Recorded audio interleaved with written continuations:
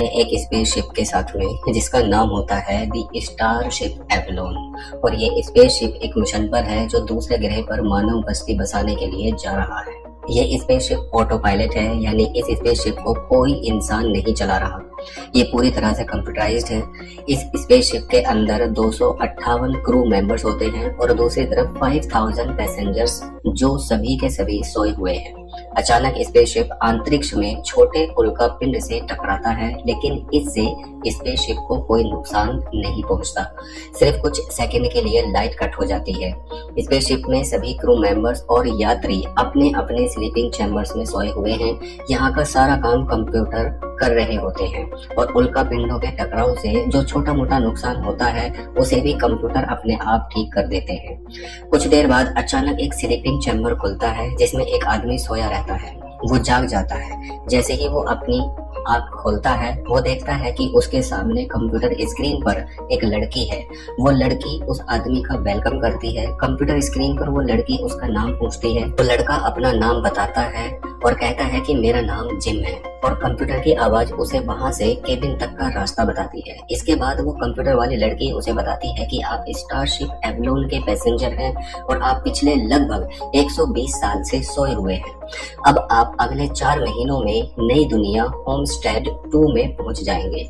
अगले 4 महीने आप इस शानदार सफर का लुत्फ उठाएंगे जिसमें आपको अंतरिक्ष की अद्भुत चीजें देखने को मिलेंगी और आप स्पेसशिप में खूब मौज मस्ती करेंगे। स्पेसशिप में आपको शानदार खाना, खेलने के लिए मैदान और भी बहुत कुछ मौज मस्ती करने वाली चीजें मिलेंगी। जिम काफी समय के बाद सोकर उठा होता है और इसलिए वो अपने शरीर में काफी कमजोरी और आलस फील करता है। अब अगले दिन जब जिम रेडी होकर नीचे जाता है तो वो किसी को नहीं देखता, वो सिर्फ अकेला है। जब वो खुद को अकेला पाता है तो वो घबरा जाता है और पूरे शिप में आवाज देकर चिल्लाता है कि कोई है, कोई है। अब वो एक कमरा देखता है जहां उस स्पेसशिप के कैप्टन सोए हुए हैं, पर वहां उसे जाने की परमिशन नहीं है। वो बहुत कोशिश करता है लेकिन वो गेट नहीं खुलता। इसके बाद वो और परेशान हो जाता है और अपने आसपास सभी चीजों को देखता रहता है, लेकिन उसे कोई भी वहां जगा हुआ नहीं देखता। उसके बाद वो घूमता घूमता एक रूम में चला जाता है जहां से कुछ आवाज आती है। वो आवाज बोलती है कि तारामंडल में आपका स्वागत है। वो आवाज पूछती है कि आप यहाँ क्या देखना चाहते हैं, लेकिन जिम उस आवाज से कहता है कि इस पूरे स्पेसशिप में केवल मैं ही जगा हुआ हूँ। लेकिन वो कंप्यूटर आवाज है, जिम को उसकी बात का कोई जवाब नहीं मिलता।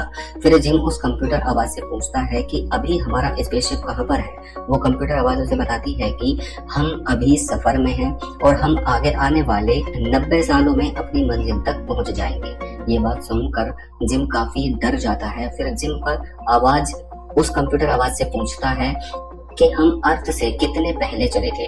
कंप्यूटर जिम से कहता है कि हम लगभग 30 साल पहले चले थे।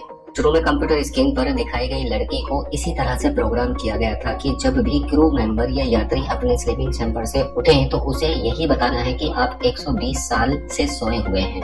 क्योंकि सभी पैसेंजर्स को 120 साल बाद उठना है तो उस स्क्रीन को उसी तरह से बताना होता है। अब जिम इस बात का पता लगा लेता है कि वो बहुत पहले जाग चुका है, जो कि नहीं होना चाहिए था।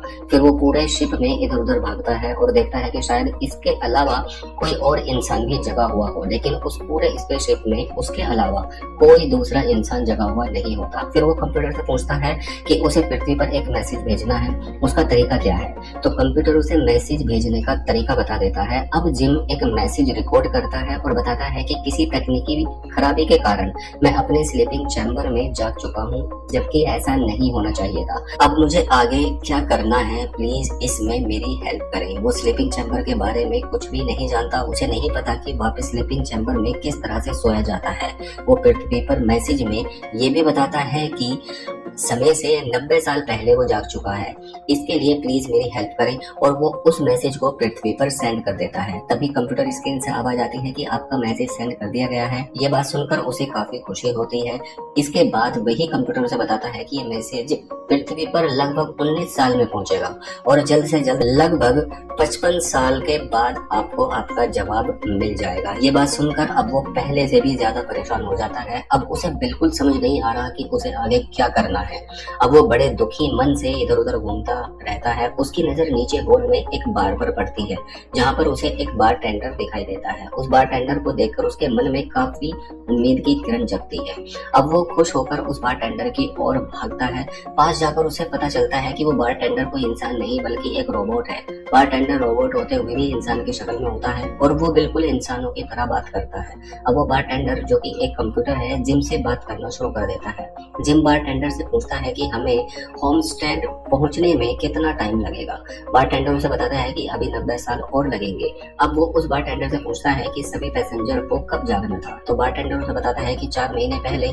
अब जिम उस बार टेंडर से पूछता है कि अगर 90 साल मुझे वहां पहुंचने में लगेंगे तो मैं अभी यहाँ पर कैसे बैठा हूँ। बार टेंडर जिम से कहता है कि आपको यहाँ पर होना नहीं चाहिए था। इसके बाद जिम वहां से चला जाता है। अब वो एक टेक्निकल रूम में जाता है क्योंकि जिम प्रोफेशन से एक इंजीनियर है। अब वो वहां से कुछ इन्फॉर्मेशन लेता है, उसे कुछ समझ आता है और उसके बाद वापस अपने चैम्बर में जाकर लेट जाता है। उसे लगता है कि शायद वो दोबारा उसी स्लीपिंग चैम्बर में सो जाएगा, लेकिन ऐसा नहीं होता और वो उस स्लीपिंग चैम्बर में बुरी तरह फंस जाता है। अब वो बड़ी मुश्किल से उस स्लीपिंग चैम्बर से बाहर निकलता है। अगर वो कुछ देर और उस स्लीपिंग चैम्बर में रहता तो दम घुटने के कारण उसकी मौत हो जाती। अब जिम बिल्कुल भी समझ नहीं पा रहा था कि उसे आगे क्या करना है। वो इस बात को सोचकर बहुत ज्यादा परेशान हो जाता है कि आगे आने वाले 90 सालों तक इस स्पेसशिप में क्या करेगा। इसलिए वो फिर एक बार उसी रूम में जाने की कोशिश करता है जहाँ पर कैप्टन और क्रू मेंबर्स सोए हुए हैं। वो बहुत कोशिश करता है लेकिन उसका दरवाजा नहीं खोल पाता। अब जिम काफी निराश हो जाता है और वापस उसी बारटेंडर के पास जाकर शराब पीने लगता है। अब वो बारटेंडर से कहता है कि आखिर कोई तो रास्ता होगा जिससे मैं दोबारा अपने स्लीपिंग चैम्बर में सो सकूं। रोबोट उसे जवाब देता है कि जहां आपको होना चाहिए था वहां पर आप हैं नहीं। अब उसी में फायदा है कि जहां आप अभी हैं आप उसी पल को अच्छी तरह से जीना सीख लें। जिम रोबोट की बात को बहुत ध्यान से सुनता है और वो वहां से कुछ देर बाद चला जाता है। उसके बाद जिम एक स्विच रूम में जाता है क्योंकि जिम का रूम बहुत ही सिंपल होता है। जब वो उस स्विच रूम को अंदर से देखता है तो वो रूम उसके रूम से काफी आलीशान था। जिम को वो स्विच रूम देखकर काफी खुशी होती है। अब जिम को समझ आ गया था कि उसकी जिंदगी में कुछ नहीं होने वाला। वो रोबोट की बात को याद करता है और उसी जिंदगी को यादगार बनाने की कोशिश करने लगता है। अब जिम उसी जगह पर काफी समय बीत जाता है। जिम की दाढ़ी और बाल काफी बड़े बड़े हो जाते हैं। अब जिम अपनी जिंदगी में कुछ दिन ही खुश रहता है लेकिन वो फिर से उदास रहना शुरू कर देता है। अब वो एक दिन ऐसे ही घूम रहा था, उसी स्लीपिंग चैम्बर में चला जाता है जहाँ पर सभी लोग अपने अपने स्लीपिंग चैम्बर्स में सोए हुए हैं। अब वो वहाँ सबको देखकर बहुत ही ज्यादा उदास और परेशान हो जाता है और उसे इस बात का एहसास होता है कि वो अकेला है, इस जिंदगी को नहीं जी सकता। अब सोचता है कि वो बिना स्पेस सूट पहने स्पेसशिप से बाहर निकल जाएगा और अपनी जान दे देगा। अब वो उस डोर की तरफ जाता है जहाँ पर बाहर निकलने के लिए मेन रास्ता होता है। अब वो बाहर निकलकर आत्महत्या करने का मन बना चुका है लेकिन वो स्विच को ऑन नहीं कर पाता जिससे वो दरवाजा नहीं खुलता। वो अपनी हिम्मत को खो चुका होता है और वो वहां से बहुत तेजी से भागता है और भागता हुआ अंदर की ओर जाता है और उसका पैर शराब की बोतल से टकराता है और वो वहीं पर गिर जाता है। अब वो जैसे ही उठता है वो देखता है कि उसके सामने एक स्लीपिंग चैम्बर में एक खूबसूरत लड़की सोई हुई है। वो उस चैम्बर के पास जाता है और उससे कुछ जानकारी हासिल करने की कोशिश करता है। उस स्लीपिंग चैम्बर में सोई हुई लड़की को देखकर उसे पसंद करने लगता है। वो अगली सुबह फिर से वहां आता है अपनी कॉफी और कुछ खाने की चीजों को लेकर और वो स्लीपिंग चैम्बर में सोई हुई लड़की के पास बैठ जाता है और उस लड़की से बात करता है। फिर वो बारटेंडर के पास जाता है और बताता है कि स्लीपिंग चैम्बर में एक लड़की है और वो उस लड़की को पसंद करने लगा है जिसका नाम अरोरा है और वो उस लड़की को जगाना चाहता है। वो ये भी जानता है कि उसको उसके स्लीपिंग चैम्बर से जगाना काफी गलत होगा लेकिन उसे ये भी पता होता है कि उसके पास इसके अलावा कोई दूसरा रास्ता नहीं है। वो किसी भी तरह से अपने अकेलेपन से बचना चाहता है। उसे ये बात सोचते सोचते कि मैं उस लड़की को जगाऊं या ना जगाऊं कई महीने बीत जाते हैं लेकिन जिम फैसला नहीं ले पाता कि उसे क्या करना चाहिए। उसे उस लड़की को उसके स्लीपिंग चैम्बर से जगाना चाहिए या नहीं। काफी सोचने विचारने के बाद जिम आखिरकार ये फैसला ले ही लेता है कि वो उस लड़की को उसके स्लीपिंग चैम्बर से जगाएगा। अब वो कुछ सामान लेकर स्लीपिंग चैम्बर के पास पहुंचता है। अब वो अरोरा के सिस्टम में कुछ खराबी कर देता है जिससे वो लड़की अरोरा उठ जाती है। अब अरोरा के उठने से पहले जिम वहां से चुपचाप चला जाता है। अब वो सोच में पड़ जाता है कि जो उसने अरोरा के साथ में किया है क्या वो सही किया। इसके बाद जिम अपने दिमाग को शांत करने के बाद नीचे आता है। वो देखता है कि अरोरा अब इधर उधर घूम रही थी। अरोरा आवाज दे रही होती है कि क्या कोई यहाँ पर है। अब जिम हिम्मत करके उसके सामने पहुंच जाता है। अरोरा उससे पूछती है कि आप क्रू मेंबर हैं या पैसेंजर। जिम उसे बताता है कि वो एक पैसेंजर है और उसका नाम जिम है। अब अरोरा जिम से सवाल करती है कि क्या आप मुझे बता सकते हैं कि यहाँ पर क्या हो रहा है। बाकी के सभी मेंबर सोए हुए हैं, मैं और आप सिर्फ जगे हुए हैं। जिम अरोरा को बताता है कि उसके साथ भी वही हुआ है जो आपके साथ हुआ है। मुझे नहीं पता कि किस कारण में ऐसा हो रहा है। फिर वो उसको उस टेक्निकल जगह लेकर जाता है जहां पर इस बात का प्रमाण होता है कि अभी उनको उनकी मंजिल तक पहुंचने में कितना समय लगेगा।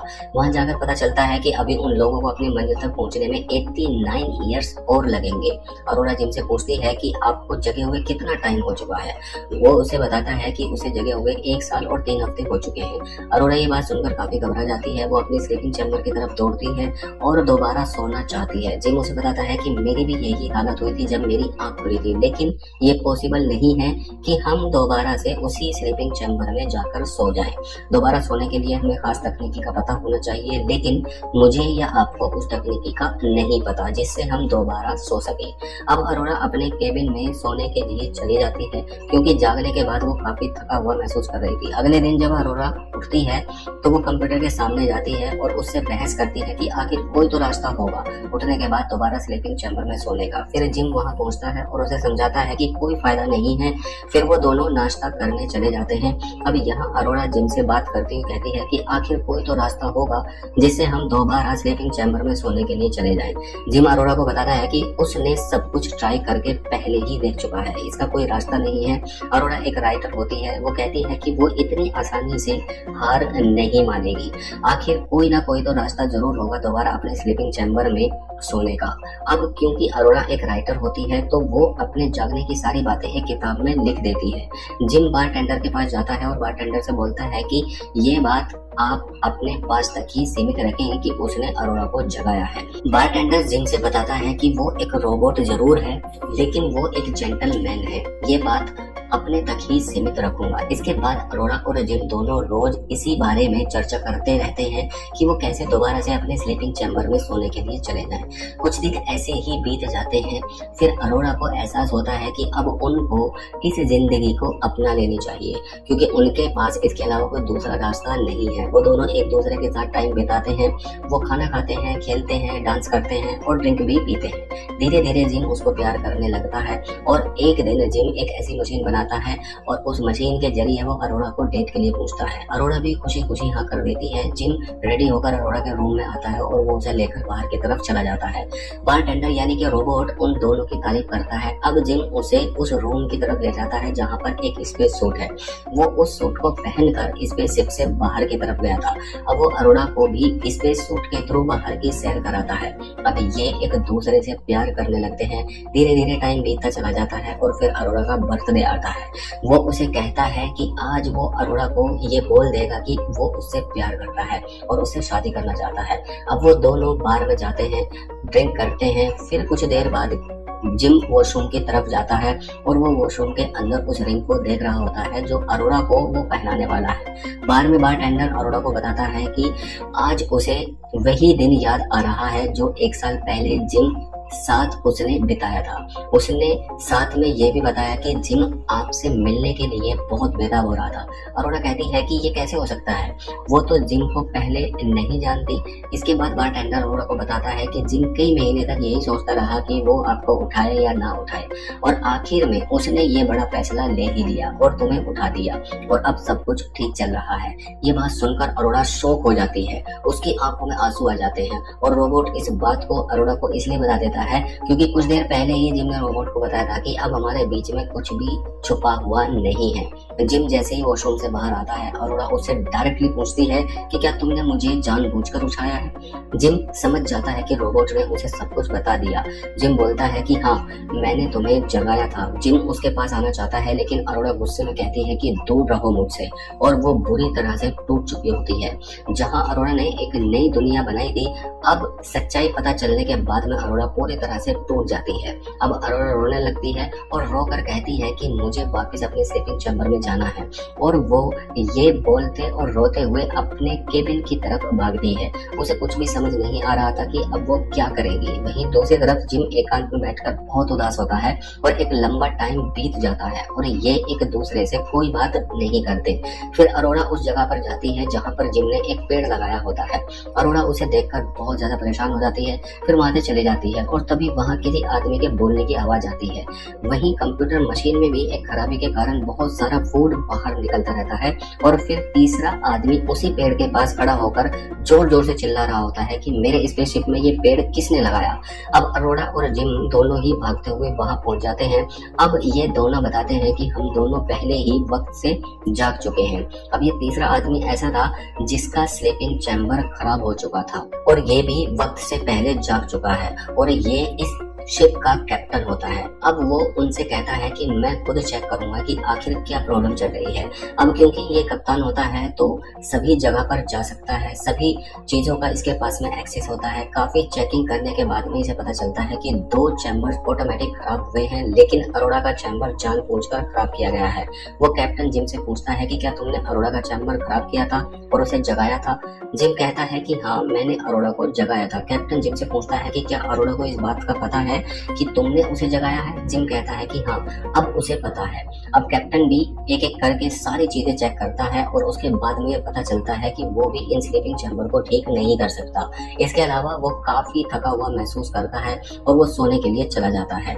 उसी रात स्पेसशिप में एक और तकनीक की खराबी होती है जिससे उस स्पेसशिप की ग्रेविटी कम हो जाती है, जिससे वहां पर सब कुछ उड़ने लगता है। ग्रेविटी ऑफ होने की वजह से अरोड़ा की जान जाने वाली थी, क्योंकि अरोड़ा उस समय पूल में नहा रही थी और वो पूल का सारा पानी एक बबल का रूप लेकर ऊपर उड़ जाता है और अरोड़ा उसी में फंस जाती है।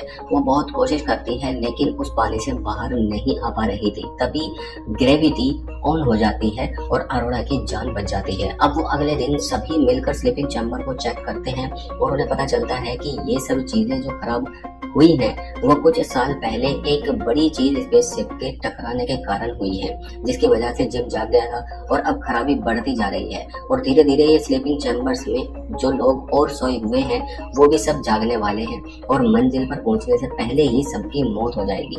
तभी कैप्टन बेहोश होकर वहीं गिर जाता है, क्योंकि कैप्टन की तबीयत बहुत ज्यादा खराब हो रही होती है। अब अरोड़ा और जिम काफी परेशान हो जाते हैं और वो उसे मेडिकल रूम में लेकर चले जाते हैं, जहाँ पर कंप्यूटर उसकी फुल बॉडी का चेकअप करता है। कंप्यूटर चेकअप करने के बाद बताता है कि कैप्टन के पास अब कुछ ही घंटे बचे हैं।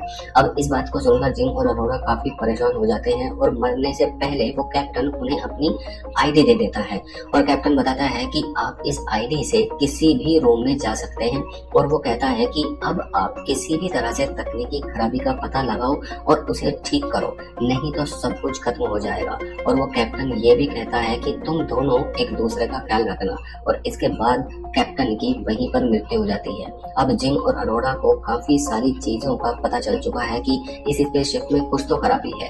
अब जिम और अरोड़ा कुछ तकनीकी खराबी को ढूंढने की कोशिश करते हैं, तभी वो नोट करते हैं कि शिप का टेम्परेचर लगातार बढ़ता ही जा रहा है। और जब वो सारी चीजों को अच्छी तरह से एनालिसिस कर रहे थे तो उन्हें पता चलता है कि शिप में एक बड़ा होल हो चुका है। उन्हें पता चलता है कि इस होल को बंद करने के लिए शिप के बाहर जाकर जो मेन डोर है उसे खोलना होगा और अंदर बन चुकी सारी हीट को बाहर निकालना पड़ेगा।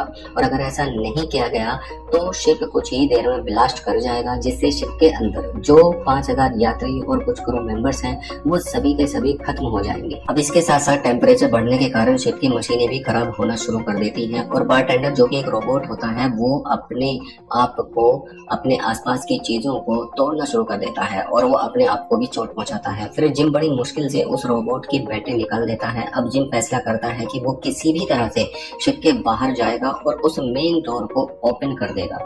हालांकि जिम को ये पता होता है कि ये काम काफी रिस्की है, उसमें उसकी जान भी जा सकती है, क्योंकि दरवाजा खुलते ही इतनी हीट बाहर जाएगी जिससे लोहा भी पानी की तरह पिघल जाए। अब जिम स्पेस सूट पहनता है और बाहर जाने लगता है। अरोड़ा उसको जाते समय बोलती है कि उससे वो प्यार करने लगी है और उसको उसके लिए वापस आना ही होगा। तुम्हारे बिना मैं इस शिप में अकेली नहीं रह सकती।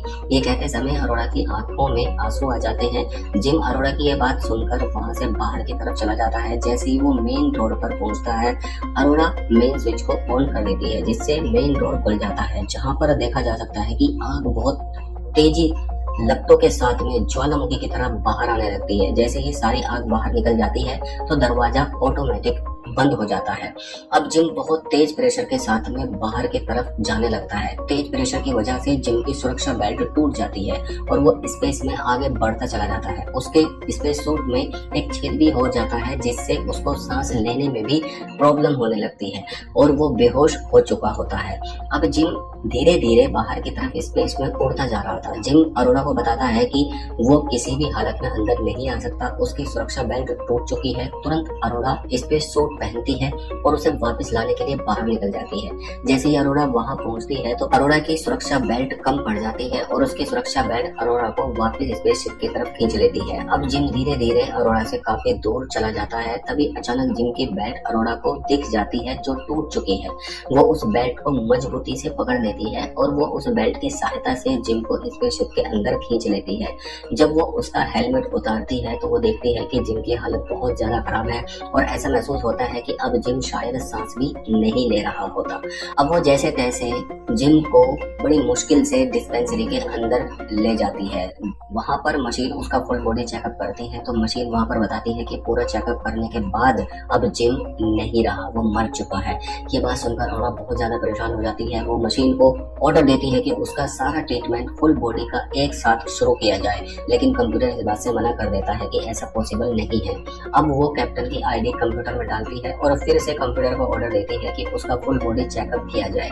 तभी कंप्यूटर सारे ट्रीटमेंट एक साथ शुरू कर देता है और जिम की सांस वापस आने लगती है। ये देखकर अरोड़ा काफी खुश हो जाती है और खुशी के मारे चिल्ला उठती है और जिम को किस करने लगती है। और उसे इस बात का भी एहसास होता है कि जब जिम अकेला था और वो सोई हुई थी तब जिम को कैसा फील हो रहा होगा। इसके बाद अरोड़ा जिम से अपने सारे झगड़े खत्म कर देती है और जिम धीरे धीरे जल्दी ही ठीक हो जाता है। फिर जिम अरोड़ा को कुछ दिन बाद एक जगह पर लेकर जाता है जहाँ पर एक मशीन बना रहा था, क्योंकि वो एक इंजीनियर होता है तो वो एक ऐसा तरीका ढूंढ लेता है जिससे कोई भी इंसान दोबारा अपने स्लीपिंग चैम्बर में सोने जा सके। वो अरोड़ा से कहता है कि अब अगर तुम चाहो तो तुम अपने स्लीपिंग चैम्बर में दोबारा सोने के लिए जा सकती हो। ये मशीन अब बिल्कुल तैयार है, लेकिन अरोड़ा उसमें जाने से मना कर देती है क्योंकि वो भी जिम से प्यार करने लगी थी और जिम को अकेला छोड़कर नहीं जा सकती। और वो उससे कहती है कि अब उसे स्लीपिंग चैम्बर में जाने की कोई जरूरत नहीं है। अब वो दोनों वहीं स्पेसशिप में अपनी जिंदगी को खुशी खुशी जीने लगते हैं। और उसी शाम को जिम अरोड़ा को वो रिंग दे देता है जिसे वो पहले उसके बर्थडे के मौके पर देना चाह रहा था। अब अरोड़ा भी खुशी खुशी उस रिंग को पहन लेती है और अब वो दोनों इस स्पेसशिप में एक नई जिंदगी की शुरुआत करते हैं। अरोड़ा अपनी सारी दास्तान अपनी बुक में लिख रही होती है, जिसमें वो इस सफर के दौरान जो जो घट रहा था उसे स्टेप बाय स्टेप सब कुछ लिख रही थी। और धीरे धीरे 88 साल बीत जाते हैं। अब सिर्फ कुछ ही महीनों बाद शिप अपनी मंजिल तक पहुंचने वाली होती है। जब शिप अपनी मंजिल पर पहुंच जाता है तो क्रू मेंबर और यात्री बाहर का नजारा देखते हैं। वहां पर काफी सारे पेड़ होते हैं, मानो जैसे पृथ्वी का ही कोई जंगल हो, और वहां के लोग अरोड़ा द्वारा लिखी गई उस किताब को भी पढ़ते हैं। वो सब उस किताब को पढ़ते हैं। उसमें अरोड़ा ने बताया होता है कि जब आप सब सोए हुए थे तो यहाँ पर बहुत कुछ चीजें घटित हुई थी, लेकिन हमने दोबारा सोने का इरादा बदल दिया था और हमने अपनी पूरी जिंदगी बहुत ही खुशी के साथ में जी है। और इसी के साथ द पैसेंजर मूवी